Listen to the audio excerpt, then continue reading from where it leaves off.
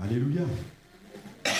Merci au Seigneur Jésus, je suis heureux de vous retrouver, heureux d'être avec vous, de pouvoir encore ouvrir la parole de Dieu. Et nous allons encore nous tenir devant le Seigneur et recevoir ce que lui encore veut nous donner, ce que lui veut nous adresser. Et je voudrais, avant qu'on puisse aller plus loin, vous rappeler ces points que nous avons validés ensemble qui concernent la vision de l'Assemblée, la vision de l'Église que nous voulons être, l'Église que nous voulons, à laquelle nous voulons ressembler. Le Seigneur n'est pas encore de retour en 2030, on appelle ça comme ça, des détonons 2030. Nous voulons aller vers quelque chose. Et ces choses ressemblent à quoi? Nous voulons être une Église qui aime. Quand même, c'est la base. Aimez-vous les uns les autres comme je vous ai aimé. Nous voulons être une église qui aime, qui nous aimons les uns les autres, qui développons, qui apprenons à développer la communion fraternelle, mais nous voulons aussi aimer ceux qui sont à l'extérieur. Nous voulons avoir ce cœur de compassion que Jésus lui-même avait lorsqu'il voyait ces foules et qu'il était ému de compassion. Nous voulons aimer comme lui aime, mais nous voulons aussi servir comme lui a servi. Et pour servir comme lui a servi, il nous faut déjà commencer par servir, mais il nous faut accepter d'être formé, ainsi de suite. Nous avons vu quelques points importants concernant cela, et en particulier, nous avons mis l'accent, et c'est le dernier point, sur la proclamation. Nous voulons être une église qui proclame. Une église qui annonce le bon message de Jésus-Christ. Une église qui n'a pas peur de dire et d'annoncer ses convictions, et même de dire ce que la seule solution à tout ce monde. Ce monde est en proie au désarroi, ce monde est en proie à tellement de choses qui sont en train de le détruire et il cherche des solutions à gauche et à droite. L'homme ne cesse d'inventer des solutions, mais plus il invente une solution, plus il s'enfonce. Alors que la solution, c'est Jésus-Christ. Et nous voulons le proclamer. Et si vous êtes de l'église, vous avez certainement reçu cette lettre que j'ai écrite. J'ai pris ma plume, je me suis senti des accents poliens à ce moment. Je me suis dit, allez, je vais écrire une lettre à l'église. Lettre de Christophe à l'église de Thonon, première épître, peut-être qu'il va y avoir d'autres épîtres. Non, rassurez-vous. Je ne suis pas aussi bon que Paul et je n'aurai pas la prétention d'être comme Paul, ni même de dire que mes écrits doivent rester. Les écrits les plus importants pour l'église sont déjà et ont déjà été écrits. Et on les trouve dans la parole de Dieu. Et on aime la parole de Dieu pour cela. Et toutes ces lettres qui ont été écrites à des églises, et on se réjouit, et moi j'imagine ces églises qui devaient recevoir ces lettres de Paul et qui étaient toutes impatientes de recevoir ces lettres, même quand des fois les lettres étaient un peu dures, comme les lettres aux Corinthiens ou d'autres, et se réjouissaient de recevoir la parole de Dieu. Est-ce que nous nous réjouissons à recevoir la parole de Dieu, bien-aimés? Est-ce que nous nous réjouissons à recevoir la parole que Dieu, lui, nous a donnée? Vous savez, pour vous donner les coulisses un peu du message, avant de partir en vacances, j'étais un peu fatigué, vous êtes rendu compte avec quelques erreurs que j'ai pu faire dans les annonces et autres. Et je me suis trompé dans le planning. Pierre-André ne le sait pas, je suis en train de lui dire maintenant. Mais je me suis trompé dans le planning. J'avais pensé que lui serait là et que c'est lui qui assurait la prédication. Mais on s'est eu dans la semaine, il m'a dit, écoute, je ne serai peut-être pas là. Et je me suis dit, zut alors, il va falloir que je prépare quelque chose. Et donc depuis ce temps, je prie et je dis, Seigneur, qu'est-ce que tu veux nous dire? Et on est aussi pris dans nos déménagements, dans notre déménagement, et donc j'avais pas forcément le temps. Jusqu'à ce matin où, me tenant devant le Seigneur, m'est revenue cette parole. Que les qui lisent écoutent ce que l'Esprit dit. Est-ce que nous sommes prêts à entendre et à recevoir ce que Dieu veut nous dire? Est-ce que nous sommes prêts à écouter comme Dieu veut qu'on écoute ce que lui a à nous dire? Parce que lui a des choses à nous dire. Et il y a un thème sur mon cœur pour nous ce matin. Nous, en tant qu'Église, mais peut-être aussi individuellement, Dieu veut nous parler, Dieu veut nous sensibiliser sur certaines choses. Dieu veut nous appeler à l'intimité. L'intimité avec lui. Vous savez que l'Église est appelée l'épouse de Jésus-Christ. Comment est-ce que vous réagiriez, si vous connaissiez des personnes qui, étant mariées, sont toujours séparées? Refusent de vivre ensemble, refusent de se côtoyer, refusent d'être ensemble, refusent d'être l'un à côté de l'autre. Au bout d'un moment, on se dirait, il y a un problème. Ça paraîtrait louche. On se dirait qu'il y a quelque chose qui ne va pas. L'Église est l'épouse de Jésus-Christ. Est-ce que l'épouse de Jésus-Christ accepte d'être auprès de Jésus? Et ce matin, je pourrais dire ça, ou en tout cas je l'écris comme ça sur mes notes, lettre à la Dédé de Thonon. Et je pense que dans la Bible, Dieu nous a adressé une lettre à nous spécifiquement. En tout cas ce matin dans mon temps de prière, je l'ai vraiment reçu comme cela. où Dieu nous enseigne, où Dieu nous appelle à l'intimité avec lui. Vous connaissez sûrement ce passage que nous trouvons dans Apocalypse 2 et 3 qui nous parle des églises d'Asie mineure. C'est cette église d'Asie mineure où Dieu va donner un message à chacune de ces églises. Je pense qu'au travers de chacune de ces églises, Dieu veut nous dire quelque chose. Et il y a une chose centrale dans toutes ces lettres, pour moi, c'est l'intimité avec Dieu. C'est la proximité de Jésus-Christ. On peut se trouver loin de lui, mais lui veut qu'on soit proche. Et si on commence par sa première église, cette église d'Éphèse, il nous est dit dans Apocalypse chapitre 2 au verset 4, si vous voulez trouver ou sinon je crois que ça va être affiché, il nous est dit, mais ce que j'ai contre toi, et c'est Dieu qui parle à l'église d'Éphèse, ce que j'ai contre toi, c'est que tu as abandonné ton premier amour. Tu as abandonné ton premier amour. Si des époux ne s'aiment plus, je comprends que chacun veuille faire son chemin de son côté. Si des époux n'ont plus cet amour entre eux qui les unit, je comprends qu'il n'y ait plus aucune joie à faire des projets, à demeurer ensemble, à vieillir ensemble, à rester ensemble. S'il n'y a plus l'amour, l'amour est ce qui doit être au fondement, et je le disais tout à l'heure, on veut être une église qui aime parce que Jésus-Christ aime, parce que Dieu est amour. Nous voulons aimer, mais Dieu ce matin nous dit et nous rappelle, ne perds pas ton premier amour. Quand j'ai commencé dans le ministère et que nous avions certaines réunions avec des pasteurs, j'étais des temps de prière, des temps de jeûne et prière, j'ai été interpellé par une expression, en tout cas une phrase qui revenait souvent. Et certains dans leurs prières ou même dans les messages qui nous étaient apportés, c'était de dire « Nous ne voulons pas devenir des professionnels du spirituel ». Et cette phrase m'a marqué parce que j'étais tout content de commencer dans le ministère. Ça faisait des choses, c'était quelque chose que j'attendais depuis des années, qui avait là sur mon cœur. Et là, mon pasteur est venu, il m'a dit, écoute, l'église va te prendre à plein temps. Et moi, ma première réaction, c'était de lui dire, on va me payer pour prier et lire ma Bible. C'est juste extraordinaire. C'était beau. Mais je me suis rendu compte qu'il y a des choses ou des écueils dans lesquels on peut tomber assez facilement. Et on peut d'une certaine manière devenir des professionnels du spirituel. Et je pense que c'est ce qui est arrivé à l'église d'Éphèse. Et quand il est en train de parler à l'église d'Éphèse, il dit, mais je sais que tu es capable de discerner, de savoir ceux qui sont des prophètes, des docteurs et qui ne le sont pas. Ils avaient une connaissance de la théologie qui était profonde et pointue. Mais à côté de ça, ils n'aimaient plus. Malheureusement, on voit des personnes, et je suis toujours attristé de voir ces personnes, qui ont une connaissance biblique encyclopédique, mais qui ne connaissent pas Dieu, qui n'aiment pas Dieu. Bien-aimés, on peut avoir la théologie la plus droite. Si on n'aime pas Dieu, on passe à côté de ce qu'il veut pour nous. Les pharisiens ne se trompaient pas. Jésus ne leur a pas dit ne faites pas ces choses, il dit non, vous devez faire ces choses et en faire d'autres. Et aimer. Ils ne se trompaient pas, ils étaient droits, ils étaient rigoureux, ils s'étaient même imposés des choses que les autres ne pouvaient faire. Mais parce qu'ils n'aimaient pas, ils sont passés à côté de ce que Dieu voulait pour nous. Nous pouvons abandonner notre premier amour et l'abandonner pour des raisons qui paraissent nobles, pour une droiture dans la parole de Dieu, pour devenir des professionnels. Mais ce que Dieu veut avant tout, c'est l'amour. Parce qu'avec l'amour, il y a l'intimité. Avec l'amour, il y a cette proximité. Avec l'amour, il y a ce temps de rester ensemble, de chercher, de découvrir l'autre, d'apprendre à connaître l'autre, de se laisser transformer par l'amour. La théologie seule ne change rien. Les règles, on peut édicter des règles, et je ne sais pas si vous l'avez déjà remarqué, des fois on peut être comme ça avec d'autres personnes, on peut dire « il est écrit, tu feras », mais ça ne change pas leur cœur. Ce qui va toucher le cœur, c'est l'amour. Et parce que tu aimes, parce que tu es aimé et que tu sais que Jésus-Christ est donné pour toi, tu es prêt à changer. Aimons, bien-aimés. N'abandonne pas ton premier amour. Et Jésus va parler aussi à l'église de Smyrne, Apocalypse 2, au verset 10.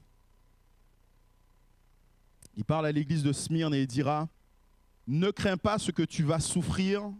Voici, le diable jettera quelques-uns d'entre vous en prison afin que vous soyez éprouvés et vous aurez une tribulation de 10 jours. Sois fidèle jusqu'à la mort et je te donnerai la couronne de vie. » Et la deuxième chose sur laquelle je veux insister, sois fidèle jusqu'à la mort.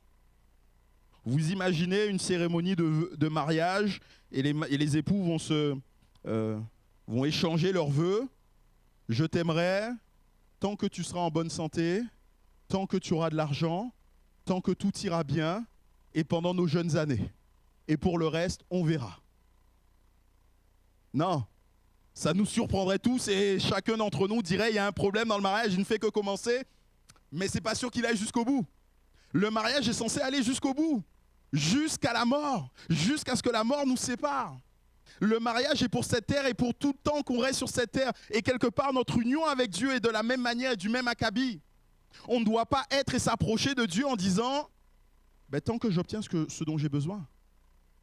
Ah oui, Dieu est le Dieu de toute bénédiction et c'est Paul qui nous le dit. Il donne des bénédictions au-delà de ce que nous pouvons penser et imaginer et demander. Amen. Mais nous ne cherchons pas la bénédiction. Nous cherchons le Dieu de la bénédiction. Alors nous ne restons pas avec lui que lorsqu'il nous bénit, que lorsqu'il nous donne des bonnes choses. Nous restons avec lui tout le temps. Et nous avons en cela l'exemple de Job. Job qui a reçu toutes choses, et vous savez cette parole qu'il a dit. Le Seigneur a donné, le Seigneur a repris. Que le nom du Seigneur soit béni. Que le nom du Seigneur soit béni. Bien-aimés, nous allons passer par des difficultés. Vous allez passer par des difficultés. La parole de Dieu nous le rappelle, la parole de Dieu nous le dit. Et dans le livre aux Hébreux, il nous dit, vous n'avez pas encore souffert jusqu'à la mort. Vous n'avez pas encore souffert jusqu'au sang. Il y aura encore des choses qui vont vous arriver alors que vous gardez les yeux fixés vers Jésus, alors que vous essayez d'avancer vers ce chemin que lui seul a tracé, de lui ressembler. Vous allez souffrir. Et il est normal de souffrir. Parce que le Fils a appris par les choses qu'il a souffert. Pourquoi est-ce que nous serions exempts de tout cela? Nous devons persévérer jusqu'à la mort. Tu dois persévérer jusqu'à la mort. Tu dois tenir jusqu'au bout.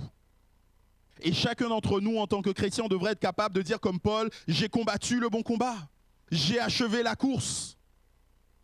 Ça devrait être la chose, l'ultime cri qu'on pousse avant de fermer les yeux à ce monde et de les ouvrir à la gloire du Seigneur. Et de voir le Seigneur nous accueillir parce que nous aurions remporté la course et le chemin que nous avons parcouru. Sois fidèle jusqu'à la mort. L'amour nous conduit à être fidèles jusqu'à la mort. Il va aussi parler à l'église de Pergame, chapitre 2, toujours, et verset 14. Il va leur dire, mais j'ai quelque chose contre toi à l'église de Pergame. C'est que tu as là, c'est-à-dire là dans l'église avec toi, tu as là des gens attachés à la doctrine de Balaam qui enseignent à Balak à mettre une pierre d'achoppement devant les fils d'Israël pour qu'ils mangent des viandes sacrifiées aux idoles et qu'ils se livrent à la débauche. Tu as des personnes qui sont attachées à la doctrine de Balaam. Et ici pour moi c'est un manque de zèle. Vous vous souvenez de cette histoire, je l'ai évoquée la dernière fois que nous étions ensemble et c'est ce temps où le peuple d'Israël arrive aux portes du pays promis. Et donc il y a là ce roi Balak qui va demander à Balaam, un prophète, de maudire Israël, qui ne va pas pouvoir. Et finalement, ce qui va se produire, c'est que le peuple d'Israël va aller vers les filles du pays et va commettre des idolâtries et des choses abominables devant le Seigneur. On va inciter le peuple à cela. Et alors qu'il y a un moment donné où Dieu est en train de parler au peuple, on voit un homme qui est en train de passer devant tout le monde avec une femme étrangère et qui va dans sa tente avec elle. Et là, on a un homme de la tribu de Lévi qui va frapper cet homme et cette femme. Et à ce moment-là, nous dit la parole de Dieu, la plaie de Dieu s'est arrêtée. Cet homme a eu du zèle pour Dieu, cet homme de la tribu de Lévi. Et ce que Dieu attend de nous, c'est du zèle. Ce que Dieu attend de toi, c'est du zèle. Le zèle de ta maison me dévore. Le zèle de ta maison me dévore. Et parce que le zèle de la maison de l'Éternel dévorait Jésus, il avait besoin d'être dans cette présence. Il avait besoin d'être dans la maison de Dieu, là où Dieu était invoqué. Et il ne voulait pas autre chose que cela. Lorsqu'il venait dans la maison de Dieu, il voulait une chose, c'était pouvoir évoquer le nom du Seigneur, pouvoir prier, pouvoir être en communion avec lui. Parce que sa maison est une maison de prière. comment est-ce que nous sommes bien-aimés? Comment être notre zèle pour la maison de l'Éternel? Le zèle qui a poussé cet homme à ne pas tolérer le péché. Il ne l'a pas toléré dans sa vie, mais il ne l'a pas toléré dans la vie des autres. Ou est-ce que nous sommes de ceux qui fermons les yeux sur notre propre péché déjà et sur le péché des autres? Il y a une part toujours un peu délicate dans ma fonction de pasteur, c'est de mettre certaines personnes en face de leur réalité. Des fois, ça se passe très bien. Ce que les autres entendent, acceptent. D'autres fois, ça se passe moins bien. Parce qu'on a nos propres idées, parce qu'on a notre propre volonté, parce qu'on a notre propre cœur, notre propre désir, et on refuse ce que Dieu nous dit. Et certains, des fois, vont jusqu'à me dire, mais ça, c'est ta parole, ça, c'est ton interprétation. Je veux bien. Mais des fois, c'est écrit dans la Bible. Est-ce que le zèle de la maison de Dieu nous dévore? Au point de ne pas tolérer le péché. Ça devrait être le cas. Parce que n'oublions pas que le péché nous sépare de Dieu. S'il y a péché, il ne peut plus y avoir intimité avec Dieu. Il nous faut mettre fin à ce péché. Bien sûr, Jésus a condamné le péché, a vaincu le péché sur la croix. Mais dans ma vie, c'est à moi de faire le nécessaire. Dans ma vie, c'est à moi de marcher selon la victoire que me donne la croix. Jésus ne le fera pas pour moi, ce combat, il l'a déjà remporté.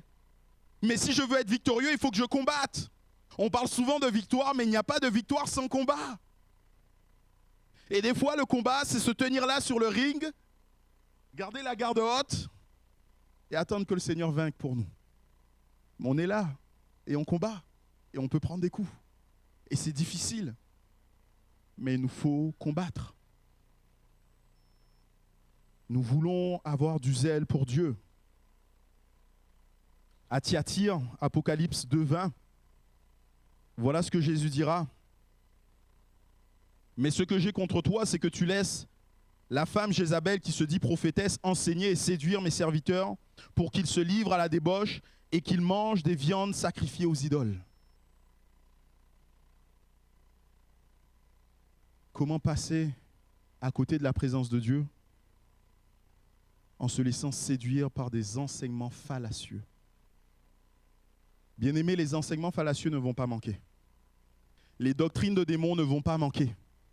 Et encore aujourd'hui où nous sommes connectés, où nous avons accès à tout ce qui se passe partout dans le monde, à des prédicateurs au fin fond de je ne sais pas quel pays, vous pouvez entendre tout et n'importe quoi.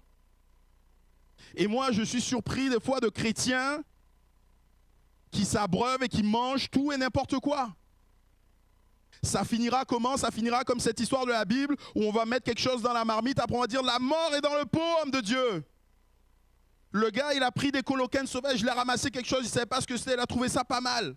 Oh, ça a l'air joli. Oh, ce serait bien que je le mange. Et quand il mange, il se rend compte qu'il y a la mort. Des doctrines de démons, vous en trouverez partout. La Bible nous dit que dans les derniers temps, les hommes se donneront une foule de docteurs pour entendre ce qui leur est agréable.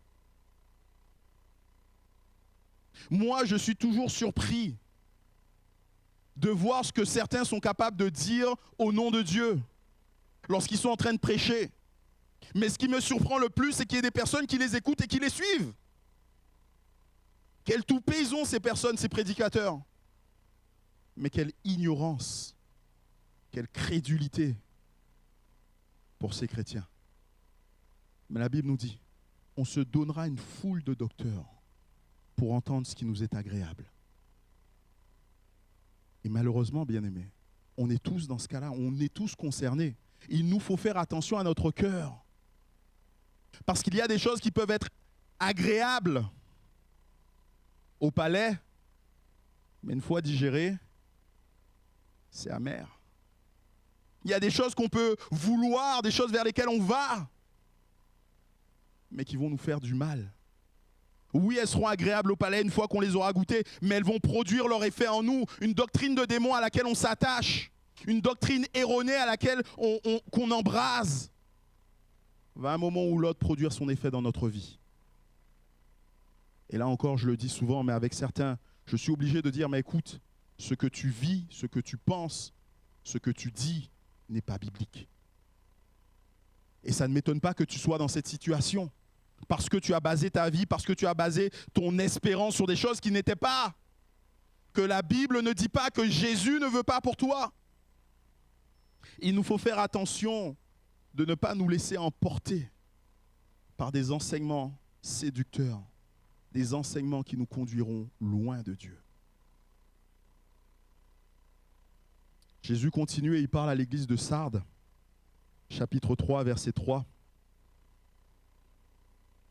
Et il dit, « Rappelle-toi donc comment tu as reçu la parole, tu as reçu et entendu, la parole, garde-la et repens-toi. Si tu ne veilles pas, je viendrai comme un voleur, et tu ne sauras pas à quelle heure je viendrai te surprendre. Veillez jusqu'au retour du Seigneur. » La fin d'une chose vaut mieux son commencement. Je vous ai dit, ou je pense vous l'avoir déjà dit, mais lorsque j'ai pris mon baptême, j'étais tout content.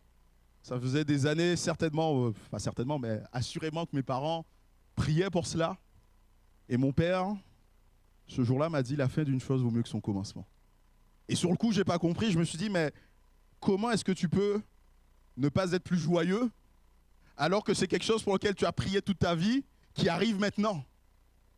Mais parce qu'il était bien conscient que beaucoup commencent, mais que peu finissent. Beaucoup commencent, mais peu finissent.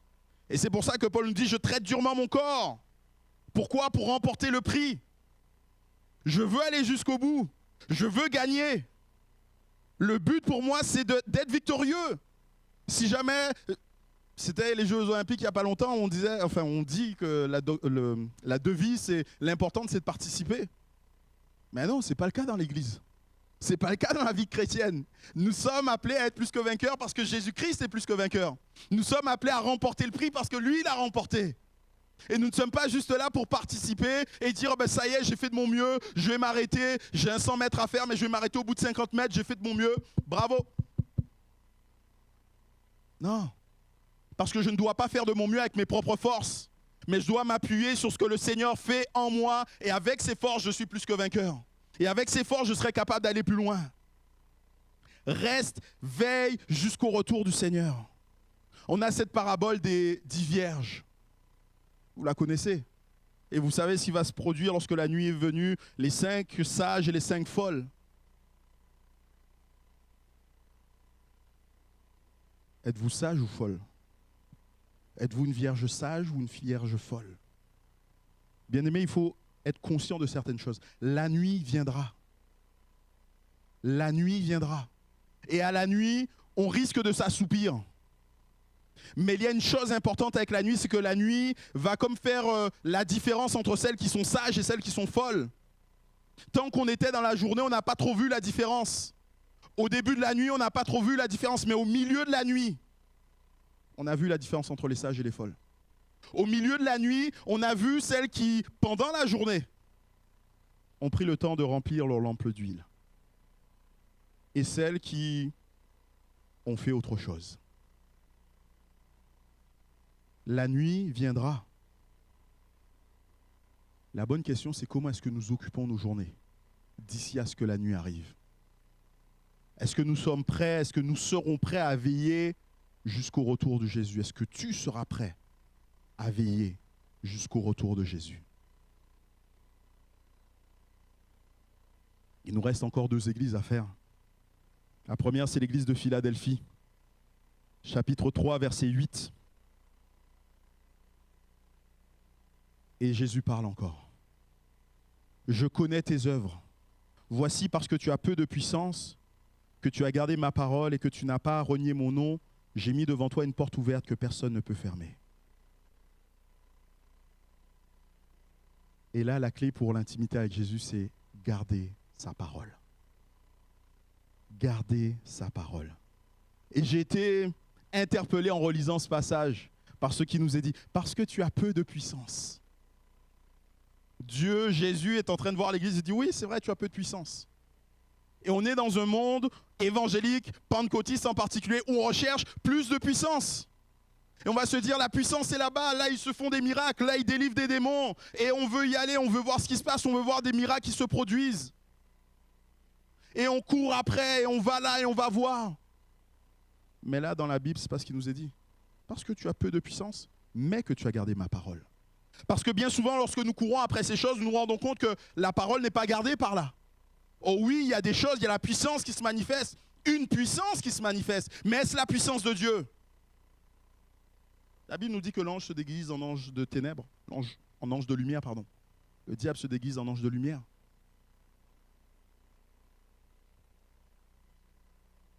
Oui, nous devons garder la parole de Dieu. Garder la parole de Dieu, et c'est même ce que Jésus lui-même a dit, a recommandé à ses disciples. Il leur a dit, gardez mes commandements. À ceci, ce sera la marque de l'amour que vous avez pour moi, gardez mes commandements. Et ici, à l'église de Philadelphie, il nous est dit quoi? Parce que tu as gardé ma parole, parce que tu as gardé mes commandements, je serai avec toi. La présence de Jésus est attestée dans un lieu, dans un rassemblement, lorsque la parole de Dieu est gardée. Pas lorsqu'il y a des manifestations, quelles qu'elles soient.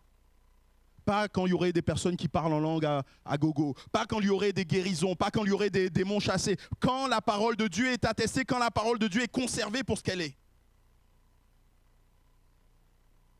Et quand elle est conservée pour ce qu'elle est, on l'a lu dans le passage, voici parce que tu as peu de puissance, que tu as gardé ma parole et que tu n'as pas renié mon nom, j'ai mis devant toi une porte que personne ne peut fermer. La parole de Dieu entraînera la puissance. Garde ma parole. Et même si tu as peu de puissance, ne t'inquiète pas, j'ouvrirai une porte devant toi que personne ne saura fermer. Je mettrai un chemin devant toi où tout le monde attestera que c'est moi qui conduis, c'est moi qui suis ton maître.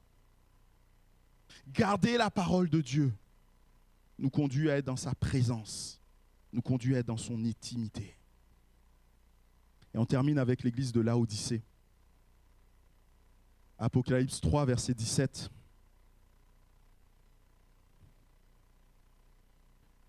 Parce que tu dis, je suis riche, je me suis enrichi, je n'ai besoin de rien. Et parce que tu ne sais pas que tu es malheureux, misérable, pauvre et nu. Mais je m'arrêterai là. Et là, le conseil que Dieu veut nous dire, c'est de dépendre de lui. De ne pas être autosuffisant. Il y a cette histoire qui est racontée je ne sais pas s'il est vrai, mais d'un pape qui, dans des temps reculés, passe avec un autre et lui montre toutes les richesses qui se trouvent au Vatican. Et lui dit fièrement, aujourd'hui on ne peut plus dire comme Pierre a pu le dire le jour de la Pentecôte, ou en tout cas quelques jours après la Pentecôte, je n'ai ni argent ni or. Mais cet homme de lui répondre, oui, mais tu ne peux plus dire non plus, lève-toi et marche. Et il y a une réalité là, bien-aimés. Aujourd'hui, on n'a peut-être jamais été aussi riche. L'Église n'a peut-être jamais été aussi riche. L'Église, nous, en tant qu'Église, a des ton nom et on remercie le Seigneur pour cela. C'est une grâce. C'est vous qui avez contribué à tout ça. Nous avons ce bâtiment où nous pouvons nous réunir, nous pouvons payer l'électricité, l'eau. Vous êtes capable de me fournir un salaire, un véhicule pour tout ça. Merci Seigneur pour toutes ces choses. Nous avons de l'argent en banque. Merci Seigneur pour toutes ces choses. Mais nous ne voulons pas dépendre de ces choses. Nous ne voulons pas nous appuyer sur ces choses comme étant l'alpha et l'oméga de notre foi. Celui qui reste l'alpha et l'oméga de notre foi, c'est Jésus-Christ. Et nous voulons placer en lui notre confiance. Et tous les jours, j'ai envie de dire au Seigneur, mais Seigneur, je n'ai rien. Donne-moi plus de toi. Tous les jours, j'ai envie que nous crions tous ensemble, mais Seigneur, ce que nous avons ne suffit pas. Tu as tellement d'autres choses à nous donner. Merci pour les bénédictions matérielles. Merci pour tout ce que nous avons, que nous pouvons toucher. Mais il y a tellement de choses que tu veux nous donner encore. Nous aspirons à cela, Seigneur. Nous voulons plus de ta présence. Nous voulons plus de ton cœur, Seigneur. Ne permets pas que nous soyons satisfaits de ce que nous avons. On pourrait des fois laisser nos yeux, la convoitise des yeux, ces gens qui en parlent. Laisser la convoitise des yeux comme assoupir notre cœur. Vous savez? C'est cet homme riche qui a regardé tout ce qu'il avait et qui a commencé à dire à son âme, c'est bien, tu as bien travaillé. Tu le mérites. Tu le mérites. Maintenant, tu vas prendre une retraite anticipée. Tu vas pouvoir voyager, faire le tour du monde. Et on pourrait être comme ça, spirituellement parlant. On pourrait être à un moment donné arrivé de se dire, ça va. On était, il y a quelques années, il y avait eu des moments difficiles. On s'est retrouvé à la zone de Genévrier, là, rue Genévrier à Vongy. Maintenant, on est dans ce lieu, dans ce local. Il y a beaucoup plus de monde dans l'église. Il y a des jeunes. Merci Seigneur. On va arrêter là. On va se poser. Mais c'est pas ce que Dieu veut pour nous, bien-aimés. Je pense que Dieu a encore des bénédictions en réserve. Tellement plus de bénédictions en réserve pour nous que ce à quoi nous pouvons penser. Et ce que Dieu nous demande, c'est de ne pas être autosuffisant, mais c'est d'accepter d'être sur lui, de dépendre de lui. L'Église n'existe pas sans Jésus-Christ. On est d'accord? Si on enlève Jésus de l'Église, et c'est ce qu'a fait la Odyssée, je ne sais même pas si on devrait dire Église du coup. Mais quand on enlève Jésus de l'Église, il n'y a plus d'Église. C'est Jésus qui a dit « Je bâtirai mon Église ». Il est la tête de l'Église. Si on enlève la tête de quelque chose, de n'importe quel animal, il meurt. Alors, même le poulet, au bout d'un moment, il va mourir. Donc, même l'Église, c'est pareil. Elle va peut-être continuer un moment, mais au bout d'un temps, elle va mourir. Si on enlève la tête, il n'y a plus d'Église. Nous sommes appelés à être avec lui. C'est pour ça qu'il dira, je suis le cep, vous êtes les sarments. Sans moi, vous ne pouvez rien faire. Sans moi, vous ne pouvez rien faire. Et ça, c'est une réalité. Et je reviens à ce premier point où je disais tout à l'heure, ne pas être des professionnels. Tous les jours, je me le rappelle. Oh oui, avec l'habitude, avec le temps, avec l'expérience, on sait gérer une église, on sait faire une réunion et c'est facile. Mais Seigneur, qu'est-ce que toi tu veux? Pas qu'est-ce que l'expérience m'apprend, pas ce que l'expérience me dit, mais que me dit ton esprit à ce moment-là, Jésus. Nous ne voulons pas être autosuffisants. Nous voulons dépendre de Jésus-Christ.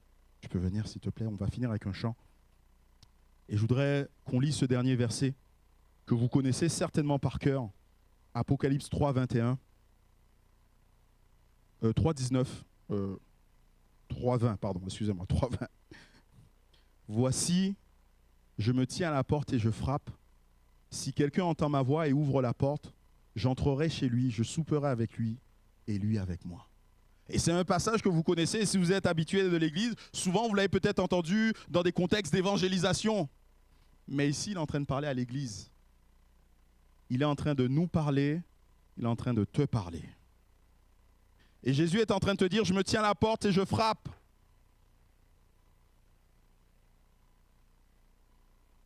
Si tu ouvres, j'entrerai. Et là, quand on lit ce verset, on se dit, mais comment est-ce qu'on peut ne pas ouvrir à Jésus-Christ? Comment ce serait possible? Comment on aurait le toupet de dire, il y a quelqu'un qui frappe, c'est Jésus, mais on ne veut pas trop? Vous savez pourquoi? Parce que là, en tout cas, c'est ce matin, là, encore cette réflexion, je me suis fait. Jésus ne dit pas comment il se présente. Tout comme quand il est venu sur cette terre, il est venu comme un faible rejeton. Et certains l'attendaient comme étant ce triomphant. Il est venu là comme frappant à la porte de leur cœur, démontrant qu'il était Seigneur par les miracles, par les actions qu'il accomplissait. Mais eux, comme ils attendaient le Seigneur triomphant, ils ont gardé la porte fermée. Tout dans sa vie démontrait qu'il était le Fils de Dieu, qu'il était le Messie promis. Mais parce qu'ils attendaient un gars triomphant, ils ont gardé la porte fermée. Qui attends-tu ce matin? Tu vas peut-être dire Jésus. Ok. Mais quel Jésus attends-tu? Le Jésus de tes pensées? Le Jésus de ton cœur qui dit des choses agréables? Ou le Jésus de la parole de Dieu? Si quelqu'un entend ma voix. Et ce matin, j'avais vraiment cette pensée sur le cœur pour nous. Et je ne veux pas, vous me connaissez, je ne suis pas en train de régler des comptes à qui que ce soit. Je pense que Dieu nous interpelle ce matin en tant qu'Église, mais aussi certainement individuellement. Et Jésus te dit, si tu entends ma voix, n'endurcis pas ton cœur. Ce que Dieu veut pour nous, Église, la lettre qu'il adresse à l'Église de Thonon ce matin, c'est de te dire, marche dans l'intimité avec moi. Marche dans l'intimité. Et tout ce qui est un obstacle à cette intimité, mets-le de côté. Marche dans l'intimité. Et je voudrais qu'on prenne ce chant qui va nous dire, Seigneur, attire mon cœur à toi. Comme une prière Pas simplement comme un chant, hein, comme on a l'habitude, mais qu'on soit là dans un temps de prière où on réalise, où on demande encore au Seigneur de nous conduire vers son cœur. Que l'Église entende ce que l'Esprit dit. Que l'Église entende ce que l'Esprit dit. Et j'avais ce fardeau sur mon cœur encore tout à l'heure. Mais Seigneur, ne permets pas que nous passions à côté de ce que tu nous dis. Ne permets pas qu'à cause de ce qu'il y a sur notre cœur, de ce que nous pouvons vivre, nous soyons sourds, Seigneur, à ta parole. Ne permets pas cela, Seigneur. Je prie, Seigneur, et j'ai prié encore et je veux prier encore pour que son Saint-Esprit parle à notre cœur. Et même si c'est un doux murmure, même si c'est un petit nuage que nous voyons au loin, que nous sachions discerner la parole de Dieu. Parce que c'est là ce que Dieu veut pour nous ce matin. Seigneur mon Dieu, nous voulons encore nous tenir devant toi humblement.